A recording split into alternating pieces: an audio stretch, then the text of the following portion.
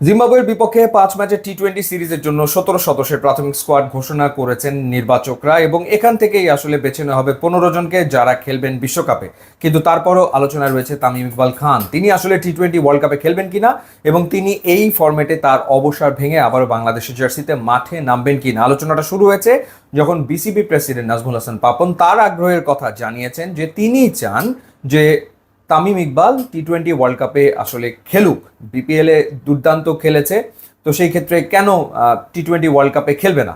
So যখন BCB president এরকম একটা কথা বলেছেন তারপরে এই আলোচনা শুরু হয়েছে। এখন প্রশ্ন হলো যে বিসিবি প্রেসিডেন্ট যেটা বলেছেন সেই মেসেজটা তিনি আসলে নির্বাচকদের দিয়েছেন কিনা, সেই মেসেজটা তিনি হেড কোচকে দিয়েছেন কিনা। আমাদের যে 3জন নির্বাচক গাজী আশরাফ লিপু, হান্নান সরকার এবং আব্দুর রাজ্জাক রাজ, তারা আসলে বিশ্বকাপকে সামনে রেখে বারংবার বৈঠক করেছে, বেশ কয়েকটা বৈঠক তাদের হয়েছে দল সাজানোকে কেন্দ্র করে। তো সেখানে তামিম ইকবালকে নিয়ে কোনো রকমের কোনো আলোচনা হয়নি, কারণ তাদের কাছে তামিম ইকবাল টি-20 ফরম্যাটে অবসরে চলে যাওয়া ক্রিকেটার এবং যেহেতু বিসিবি প্রেসিডেন্টের মেসেজ তারা পায়নি, সেই কারণে তাদের আলোচনাতে তামিম ইকবাল আসলে ছিলেন না।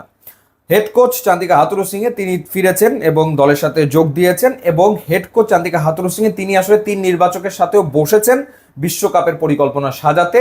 দল নিয়ে বিশদ আলোচনা তারা আসলে করেছেন এবং সেই মিটিংয়েও তামিম ইকবালকে নিয়ে কোনো আলোচনা হয়নি।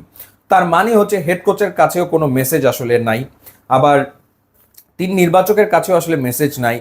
তো সেই ক্ষেত্রে শুধুমাত্র বিসিবি প্রেসিডেন্ট বললেন তার ফলেই কি তামিম ইকবাল ফিরে আসবেন, সেটা একটা ডেফিনেটলি প্রশ্ন। এখন ঘটনাটা হলো, আলোচনা হচ্ছে ওপেনিং স্পট নিয়ে। হাথুরু সিং এর পরিকল্পনা অনুযায়ী টি-20 ওয়ার্ল্ড কাপে বাংলাদেশের 2 ওপেনার লিটন কুমার দাস এবং সৌম্য সরকার ইনজুরিতে পড়েছিলেন, ইনজুরি থেকে ফিরেছেন, কিন্তু তিনি আসলে ইনজুরি থেকে ফেরার পর ঠিক কতটা ফিট এবং তিনি তার ফিটনেসটা throughout the world cup ধরে রাখতে পারবেন কিনা সেটা একটা চ্যালেঞ্জ। লিটন কুমার দাস এই মুহূর্তে আউট অফ ফর্মে রয়েছেন, আমরা সেটা দেখেছি যে তার ফর্ম খুব একটা ভালো না। তো সেই কারণেই ওপেনিংয়ে কে ব্যাকআপ থাকবে সেটা নিয়ে অনেক আলোচনা হয়েছে এবং তামিমের প্রয়োজনীয়তা যে কোনো ফরম্যাটে ওপেনিংয়ে বাংলাদেশ অনুভব করতেই পারে, কারণ সে এত এক্সপিরিয়েন্সড একজন ক্রিকেটার, সেটা নিয়ে তো কোনো সন্দেহ নেই। কিন্তু নির্বাচকরা কি করেছে, নির্বাচকরা ব্যাকআপ ওপেনার হিসাবে নিয়েছে তানজিদ হাসান তামিমকে এবং পারভেজ হোসেন ইমনকে।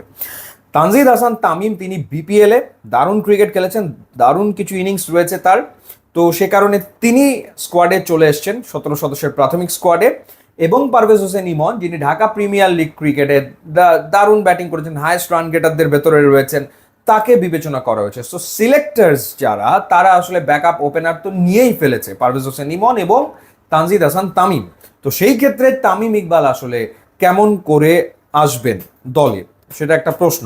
তো যেটা বলছিলাম যে বিসিবি প্রেসিডেন্ট তিনি আসলে চাইলেন, যেহেতু তিনি সভাপতি, তিনি একক ক্ষমতা বলে, তামিম ইকবালকে যদি তিনি কনভিন্স করাতে পারেন তাহলে তামিম ইকবাল আসতেই পারে। এখন তামিম ইকবালের অবস্থান আগেও যা ছিল এখনও তাই, তিনি আসলে ওয়ানডে ফরম্যাটে ফিরতে চান জাতীয় দলে এবং ওয়ানডে ফরম্যাটে আরও কিছুদিন খেলতে চান, চ্যাম্পিয়ন্স ট্রফিতেও তিনি আসলে খেলতে চান।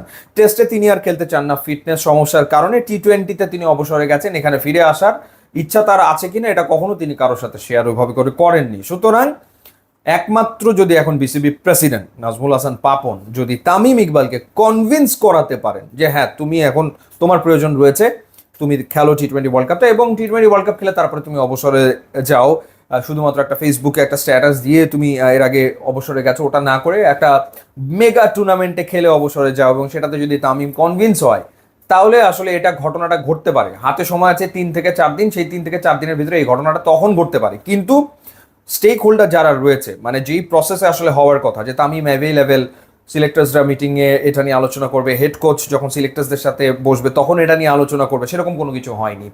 সিলেক্টার্সরা এই ব্যাপারে কোনো আলোচনা করেনি, হেড কোচ এই বিষয়ে কোনো কথা বলেনি। সুতরাং তামিম ইকবালের আসলে ওয়ার্ল্ড কাপে খেলাটা খুবই ক্ষীণ। শেষ মুহূর্তে যদি বিসিবি প্রেসিডেন্ট একটা ম্যাজিকই দেখাতে পারেন একক ক্ষমতা বলে, সেই ক্ষেত্রে হয়তো কিছু একটা হতে পারে, আদারওয়াইজ তামিম ইকবালের টি-20 ওয়ার্ল্ড কাপে খেলার সম্ভাবনা আসলে খুবই খুবই খুবই ক্ষীণ এবং এটাই হচ্ছে আসলে বাস্তবতা।